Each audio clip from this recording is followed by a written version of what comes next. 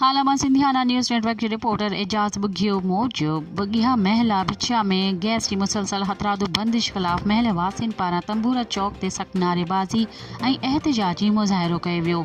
नाअहल gas officer के हटाए बुघिया महिला में गैस की फरहामी बहाल कई वञे।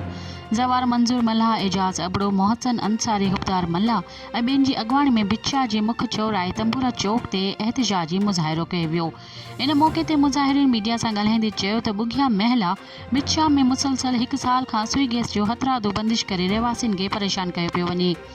गैस ऑफिस ॾांहुं शिकायत लाइ वञूं था त ऑफिस मां धिका ॾेई ॿाहिरि कढियो था छॾीनि, जेको सरासर ग़लति ऐं ज़ुल्म आहे। सुई गैस जा बिल बि असां बाक़ाइदगी सां अदा करे रहिया आहियूं। हुननि चयो त गुज़िरियल रमज़ान शरीफ़ में सुई गैस न हुजण करे असां मोहल्ले वासिन रोज़ा बि न रखी सघिया आहियूं।